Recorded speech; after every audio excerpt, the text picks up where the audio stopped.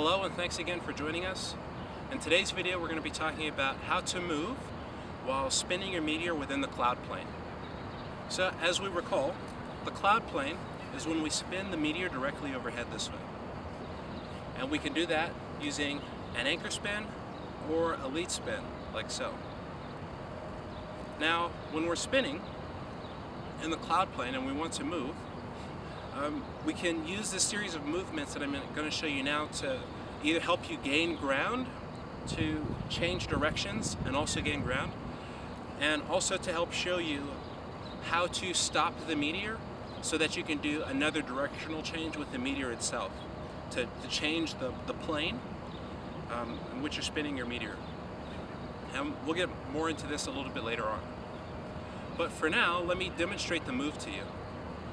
So we start off in a mountain stance,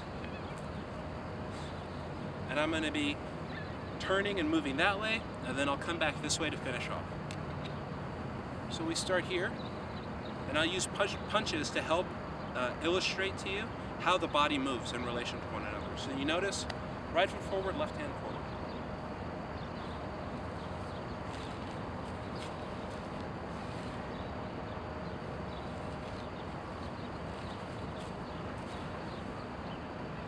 Alright, so that's moving back and moving forward. So I punch, I'm going to pivot all the way to the other side, I'm going to step forward, I'm going to pivot, step backward, and pivot, and then that's when I finish off the movement.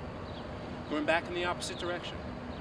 I'm going to pivot, step forward, pivot, step backward, pivot, and finish off the movement here. So that is the slow variation, and I'll do it one more time, going in each direction. We're here.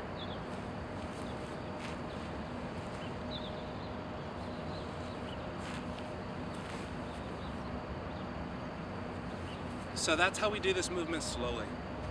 If we want to speed it up, all we have to do is put a little bit more force into our step and physically jump to the other side. So now I'll show you that variation as well. We can add more speed, and you can even use this to clear more distance. Of course, I'm working with you through the camera, so I won't cover too much distance, so I'll keep my spins as small as I can.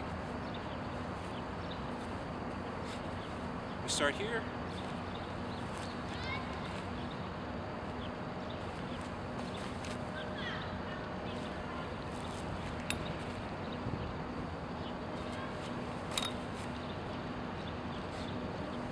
So that's the movement when we want to jump and spin and pivot at the same time. All in all, it's pretty simple to do, and to understand it, all we have to do is remember to break it down into steps. Step number one, start off in your mountain stance. So let me explain that more clearly. Your feet are spread, shoulder width apart. You pick a leg, I'm going to use my lead leg, and you're going to take a full step forward. So you should be stepping so far forward that your knee is directly above your ankle. You don't want it back behind the ankle here, and you don't want it in front where the toes are. You want it directly above your ankle on that side. Rear leg is straight and you're pressing your way to the front.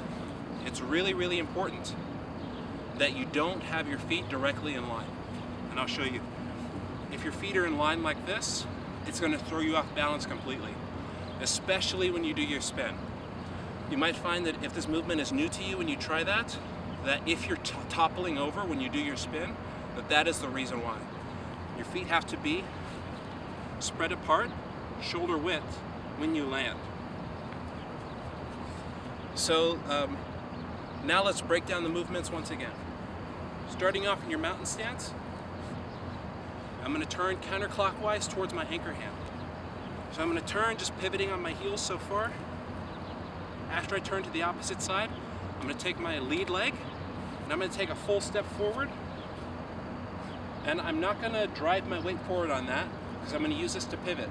So now I'm just going to pivot one more time,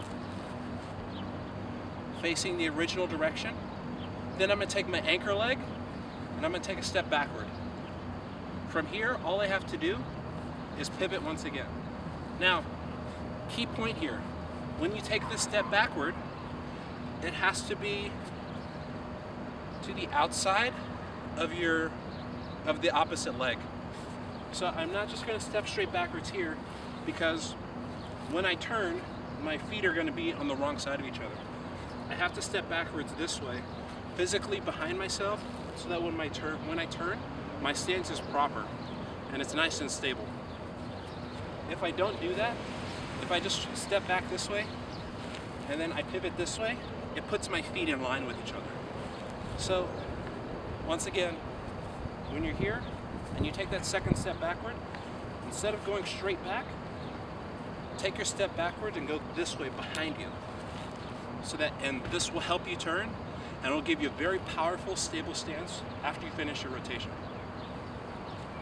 Once again, lead leg forward, anchor leg back, spinning counterclockwise, spin, pivoting on my toes, I face the opposite direction, lead leg takes a full step forward. Then I'm going to pivot in the same direction, still going counterclockwise. I'm going to take my anchor leg, step backward, behind my lead leg. Then I'm going to pivot again to finish off. So that's how that's the breakdown of this movement. Now, if you're ready to do it quickly, all the same steps apply, except instead of stepping and turning, we're going to pivot, we're going to jump off of this leg. This leg is going to, or my lead leg, my right leg, is going to lead the movement, and I'm going to jump off of my left leg to do the pivot. And then I'm going to land, and I'm going to keep turning and make sure that my leg goes behind, my anchor leg goes behind my lead leg in that direction of travel to finish off. So one more time, I start off in my mountain stance, lead leg is forward, anchor leg is back. I'm going to turn. As I get kind of centered on my turn here, you can see like my head is above my left hip. When I get right about here, that's when I'm going to raise my lead leg. I'm going to jump, land, and I'm going to keep that turn going all the way around. As it goes, I'm going to step my left foot out nice and wide so that my feet are spread shoulder width apart, and then I'll finish off. So I'm going to change the angle for you. I'll do both facing to the front so that you can get another vantage point of how this movement is done.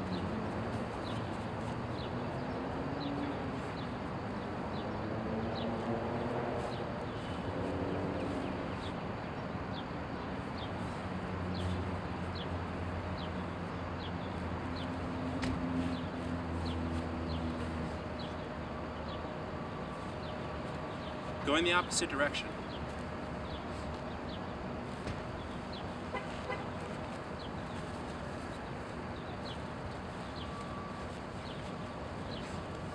One more time.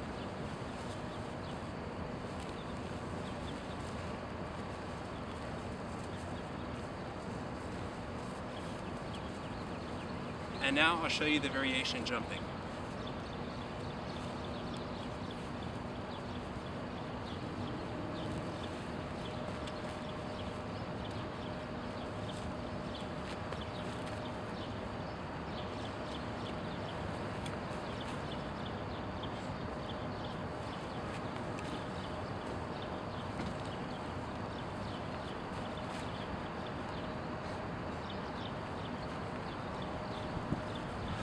Okay, so once you get the hang of that, then you can incorporate the Meteor Hammer into it. And I think I'll save that for the next video, because I don't want this video to get too long. I want to thank you all for watching. If you haven't done so already, head over to my channel, subscribe for more videos. Plenty more to come. Thanks again, and we'll see you next time.